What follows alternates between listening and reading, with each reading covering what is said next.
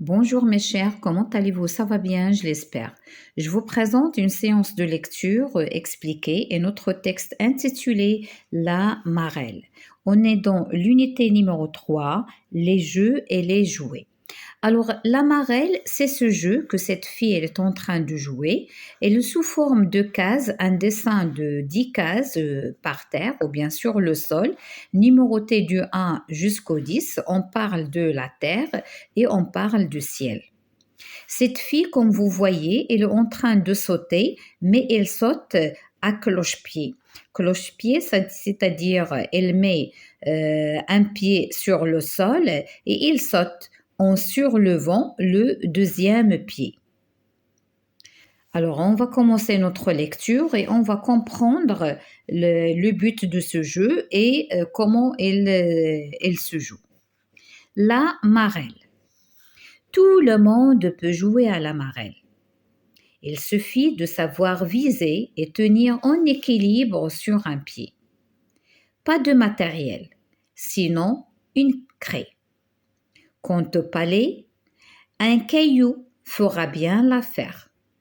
Matériel. Le ciel et la terre.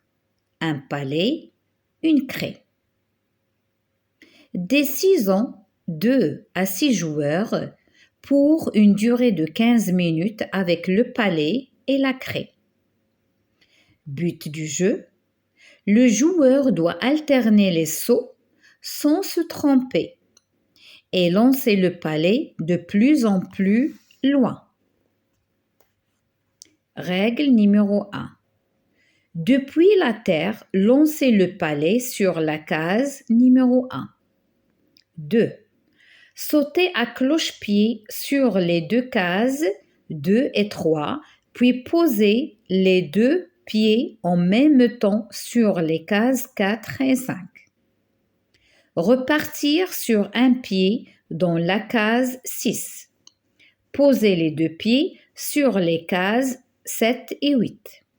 Se retourner en sautant pour se trouver pied droit case 7, pied gauche case 8. 3. Refaire le parcours en sens inverse. Ramasser le palais sans perdre l'équilibre. Sauter par-dessus la case où il était et continue jusqu'à la terre. 4. Recommencer le parcours, mais en lançant le palais sur la case 2, puis la case 3, et ainsi de suite, jusqu'à la case 8. 5. Dès que le joueur commet une faute, il passe son tour. 6. La partie s'achève lorsque les joueurs sont fatigués.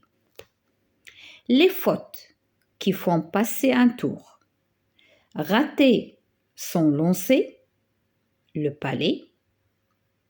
S'il tombe hors de la marelle, sur la mauvaise case ou sur un trait. Deuxième faute, poser le pied sur un trait ou dans la case où se trouve le palais. Troisième faute, poser le deuxième pied à terre alors que l'on doit être à cloche-pied. Alors maintenant, les questions de compréhension. De quoi parle ce texte? Bien sûr, le texte parle du jeu de la marelle, comme le titre l'indique. 2. Que faut-il avoir pour jouer à la marelle? Alors là, il est mentionné au début, tout le monde peut jouer à la marelle, il suffit de savoir viser et tenir en équilibre sur un pied. Pas de matériel, sinon une craie, quant au palais, un caillou fera bien l'affaire. Donc c'est très très simple.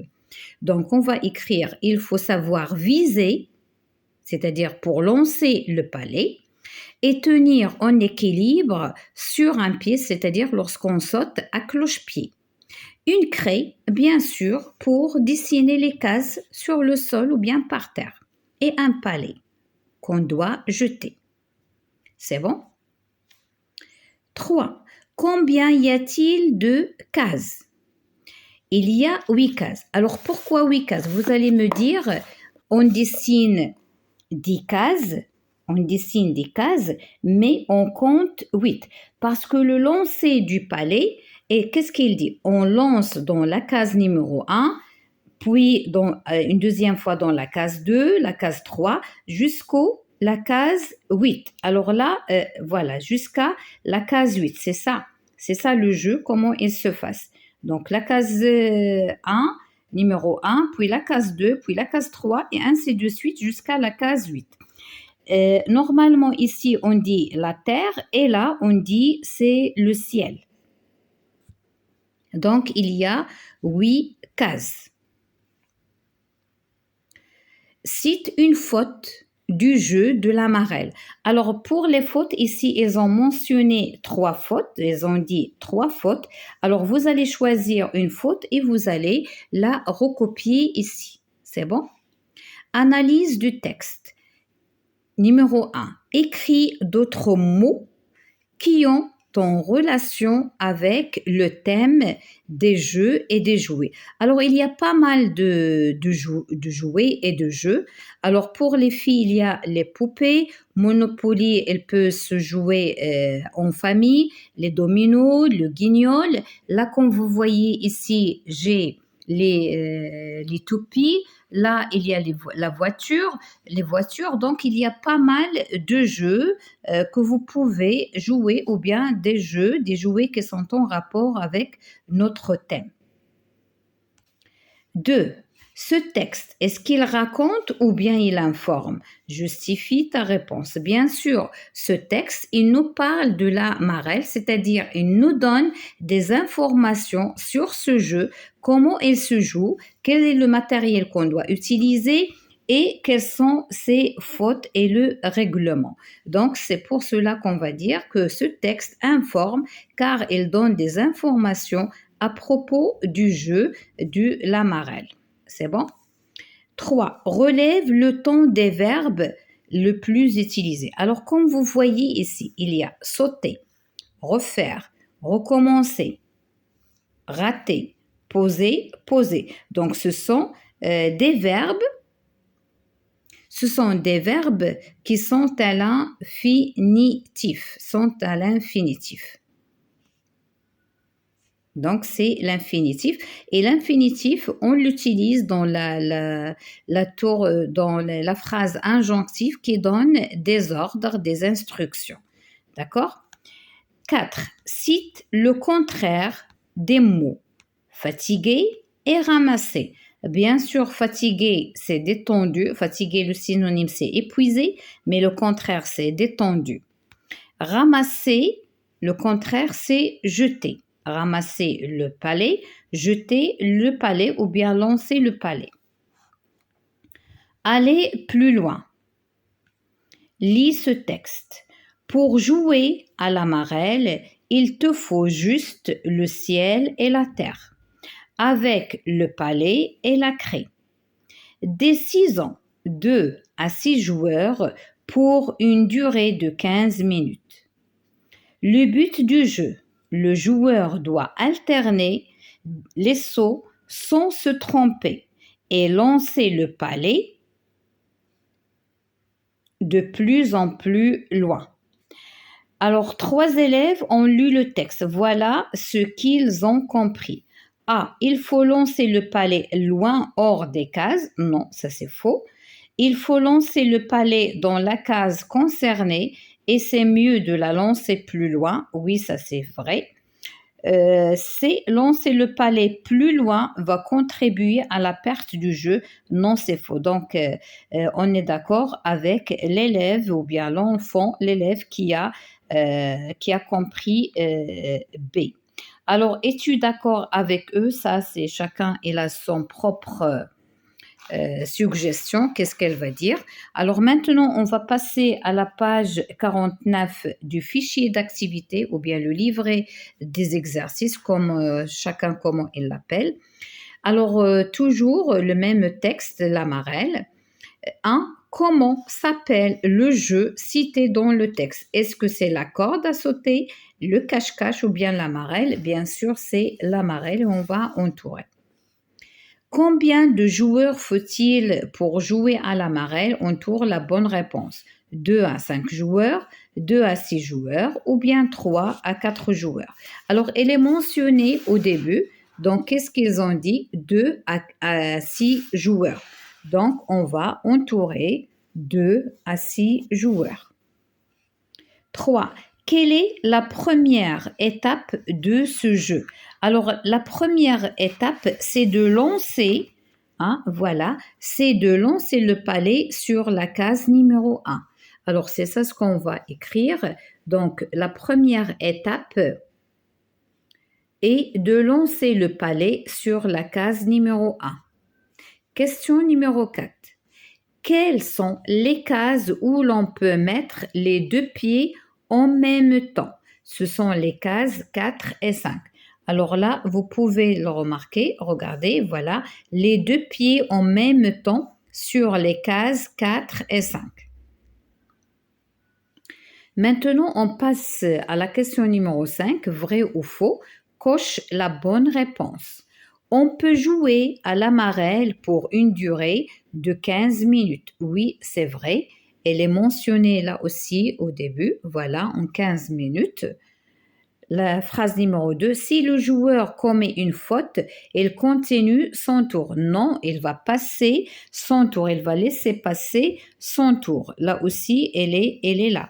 Dès que le joueur commet une faute, il passe son tour. C'est-à-dire, c'est l'autre joueur qui va jouer à sa place. Si le joueur rate le lancer, le palais, c'est une faute. Oui, bien sûr. Il faut jouer à cloche-pied. Oui, c'est vrai.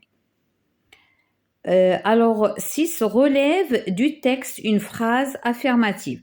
Alors, une phrase affirmative, vous pouvez choisir n'importe quelle phrase qui ne contient pas les mots de négation. Alors, tout le monde peut jouer à la marelle. Il suffit de savoir viser et tenir en équilibre sur un pied. Donc, le texte, il est plein, mais là, pas de matériel. Pas de matériel, ici, c'est négation. D'accord? Quant au palais, un caillou fera bien l'affaire. Là aussi, c'est une phrase qui est affirmative. Alors moi, j'ai choisi tout le monde peut jouer à la marelle. Moi, j'ai choisi le chemin le plus court, comme on dit. La première phrase, c'est bien, il fera l'affaire.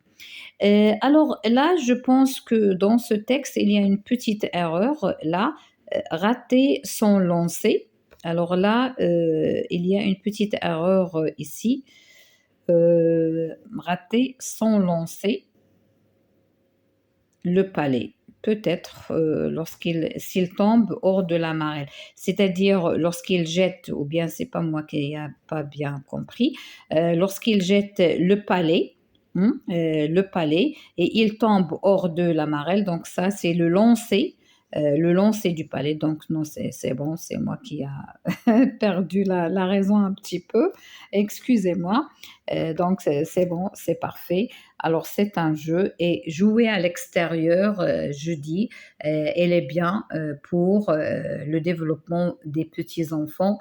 Ces dernières années, les enfants sont accrochés aux smartphones, aux téléphones, aux portables, aux tablettes et ils minimisent ce geste ou bien cette utilisation, l'utilisation de tablettes, de téléphones, smartphones. Elle réduit le jeu à l'extérieur. Par contre, le jeu à l'extérieur, elle est bénéfique pour la santé de nos enfants. Chers parents, encouragez vos enfants de jouer, de faire des créativités et de retourner aux jeux ou bien aux jouets d'autrefois. Cache-cache, la corde à sauter, la marelle, la toupie, etc. Pas mal le voleur et le policier, saute-mouton. Il y avait pas mal de jeux d'autrefois qui aident au développement de nos enfants. Essayez, minimiser l'utilisation de téléphone par vos enfants. C'est un conseil parce que leur vision elle commence à se réduire. Dans ma classe, la majorité des élèves ils disent qu'ils ne voient pas le tableau. Presque toute la classe, tous les élèves.